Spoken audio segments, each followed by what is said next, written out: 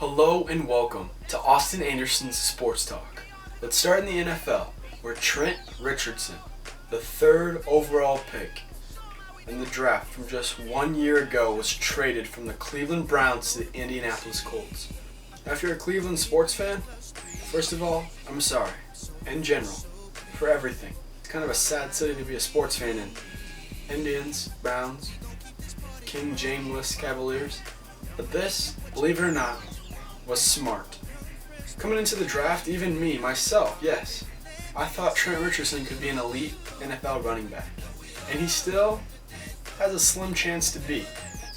But by elite, I don't mean Adrian Peterson. I mean maybe a Steven Jackson, not a Hall of Fame guy, and not a franchise changer. For Cleveland, they get 2 first-round picks in next year's draft, which almost guarantees they'll get that franchise quarterback that Brandon Weeden obviously is not. And I'm not sure how anybody or why anybody would draft a 28-year-old quarterback in the first round expecting him to transform your franchise. After those Browns traded away their best player, they went out with their 3rd-string quarterback and defeated the Minnesota Vikings, who, don't look now, but are garbage. And the Miami Dolphins are 3-0 after beating the Atlanta Falcons last week. Their first 2 wins were on the road. And then to beat a playoff team, the Atlanta Falcons, this team, I think they're for real.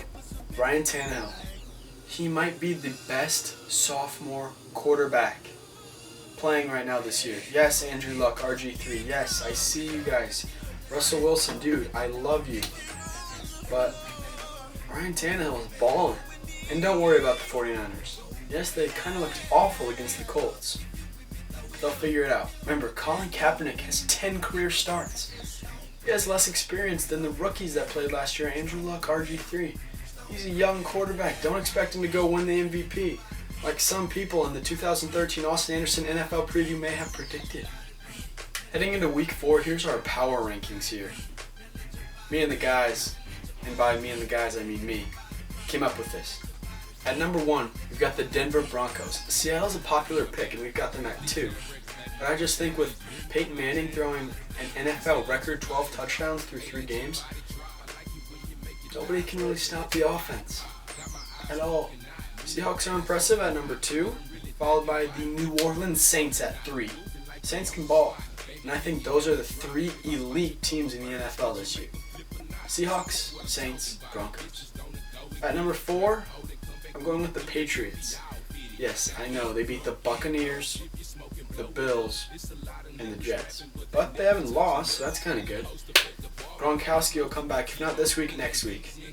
Campbell Tompkins is emerging. They're not that bad, but that kind of speaks to the depth of the elite teams this year. When the number 4 team in the NFL is not that bad. 5 is the Bears, who probably could just as easily be 0-3 as they are 3-0. The game of the week for week 4, the Seattle Seahawks, who are undefeated at home under Russell Wilson, travel to Houston to play the 2-1 Texans. I still think the Seahawks come out alive, but that's scary. College football, our game of the week has got to be Louisiana State University going up against Todd Gurley in the University of Georgia Bulldogs. Zach Mettenberger, he's impressing NFL scouts, but I still think Todd Gurley could win the Heisman. Yeah, the Heisman. Who's on upset alert this week? I'm going to have to go with the University of Florida. I mean, is it really an upset? Their quarterback, Jeff Driscoll, broke his leg and is out for the year. And I know a lot of Florida fans that are not even mad. Look for the University of Kentucky to come to play at home. And if you don't call that an upset, consider this an upset.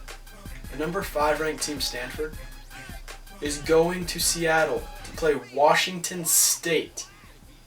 And I think the Cougars could come out on top. Last, we have the MLB portion of our show.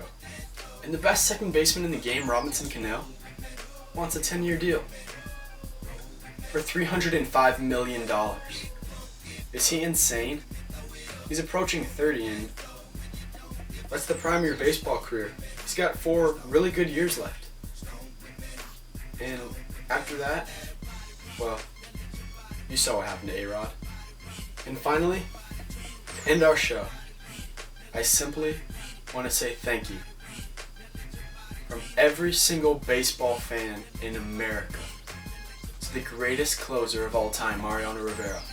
You changed the game, and for that, we thank you, even if you are a Yankee. That's it for this week's show. Thanks for tuning in. Thanks for watching.